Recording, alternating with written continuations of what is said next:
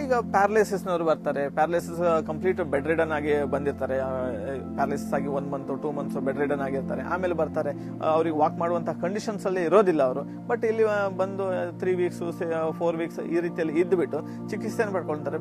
ಪಡ್ಕೊಂಡ ನಂತರ ಅವರ ಕೆಲಸವನ್ನು ಅವರು ಆರಾಮಾಗಿ ಮಾಡ್ಕೊಂಡು ಹೋಗೋ ಹಾಗೆ. ಈಗ ಮಂಡಿ ನೋವು ಅಂತ ಹೇಳಿ ತಗೊಂಡ್ರೆ ಎಷ್ಟೋ ಜನರಿಗೆ ನೀರ್ ರಿಪ್ಲೇಸ್ಮೆಂಟ್ ಮಾಡಬೇಕು, ಸರ್ಜರಿ ಮಾಡಬೇಕು ಅಂತ ಹೇಳಿ ಹೇಳ್ತಾರೆ.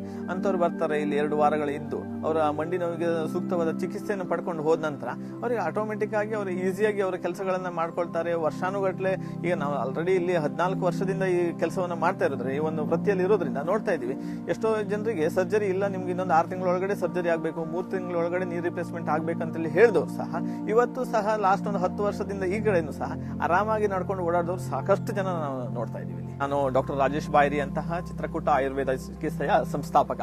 2010ರಲ್ಲಿ ಚಿತ್ರಕೂಟ ಆಯುರ್ವೇದ ಅನ್ನುವಂತಹ ಒಂದು ಸಂಸ್ಥೆಯನ್ನ ಹುಟ್ಟುಹಾಕಿದ್ವಿ. ಇಲ್ಲಿ ಆಯುರ್ವೇದದೊಂದಿಗೆ ಕೃಷಿ, ಹೈನುಗಾರಿಕೆ ಹಾಗೆ ಯೋಗ ಈ ಒಂದು ವ್ಯವಸ್ಥಿತವಾದಂತಹ ಚಿಕಿತ್ಸೆಗಳನ್ನು ನೀಡುತ್ತಿರುವಂತಹ ಸಂಸ್ಥೆ ಈ ಚಿತ್ರಕೂಟ ಆಯುರ್ವೇದ. ಸಾಧಾರಣವಾಗಿ ಬೆನ್ನು ನೋವು, ಕಾಲು ನೋವು ಇರಬಹುದು, ಸೋರಿಯಾಸಿಸ್ ನಂತಹ ಸಮಸ್ಯೆಗಳಿರಬಹುದು, ಮಾನಸಿಕ ಒತ್ತಡಗಳಿರಬಹುದು, ಹಾಗೆ ಇನ್ಸೋಮ್ನಿಯಾ ಇರಬಹುದು. ಅದೇ ರೀತಿಯಲ್ಲಿ ಹಲವಾರು ಸಮಸ್ಯೆಗಳಿಗೆ ಒಳ್ಳೆಯ ಆಯುರ್ವೇದ ಚಿಕಿತ್ಸೆಗಳು ಇಲ್ಲಿ ಲಭ್ಯ ಇರ್ತದೆ.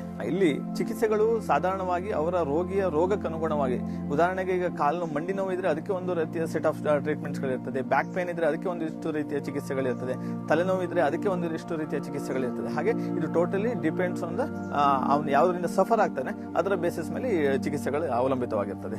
ಇಲ್ಲಿ ಚಿಕಿತ್ಸೆ ಪಡೆಯುವಾಗ ಒಂದಿಷ್ಟು ಮೂಲಿಕೆಗಳು ಬೇಕು, ಅದನ್ನು ನಮ್ಮ ಈ ತೋಟದಲ್ಲಿ ನಾವು ಬೆಳೆದಿರ್ತೀವಿ. ಸೊ ಅದನ್ನೆಲ್ಲ ಯೂಸ್ ಮಾಡ್ಕೊಂಡು ಮೆಡಿಸಿನ್ಸ್ ಗಳನ್ನ ಪ್ರಿಪೇರ್ ಮಾಡ್ತೀವಿ.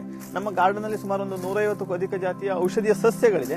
ಆ ಸಸ್ಯಗಳನ್ನ ಉಪಯೋಗಿಸಿಕೊಂಡು ಔಷಧಗಳನ್ನ ತಯಾರು ಮಾಡ್ತೀವಿ. ಉಳ್ಕೊಳ್ಳೋದಕ್ಕೆ ಸಿಂಗಲ್ ರೂಮ್ಸ್ಗಳು ಅಥವಾ ಡಬಲ್ ಆಕ್ಯುಪೆನ್ಸಿ ರೂಮ್ಸ್ಗಳು, AC ರೂಮ್ಸ್ಗಳು ಇರ್ಬೋದು, ನಾನ್ AC ರೂಮ್ಸ್ಗಳು ಇರ್ಬೋದು, ಅಥವಾ ಡಿಲೆಕ್ಸ್ ರೂಮ್ಸ್ಗಳ ಫೆಸಿಲಿಟೀಸ್ಗಳು ಲಭ್ಯ ಇದೆ. ಅಫ್ಕೋರ್ಸ್ ಎಮರ್ಜೆನ್ಸಿ ಆಯ್ತು, ಏನೋ ಒಂದು ಹಾರ್ಟ್ ಅಟ್ಯಾಕ್ ಆಯ್ತು, ಅಂತಹ ಕಂಡೀಷನ್ ಅಲ್ಲಿ ನಮ್ಮಿಂದ ಅಸಾಧ್ಯ ಆಗಿರ್ಬೋದು. ಬಟ್ ಅದೆಷ್ಟೋ ದೀರ್ಘಕಾಲೀನ ಕಾಯಿಲೆಗಳಲ್ಲಿ ಅದು ಶಾಶ್ವತವಾದಂತಹ ಒಂದು ಪರಿಹಾರವನ್ನ ಆಯುರ್ವೇದದ ಮುಖೇನ ನಮಗೆ ಪಡಲಿಕ್ಕೆ ಸಾಧ್ಯ ಇದೆ.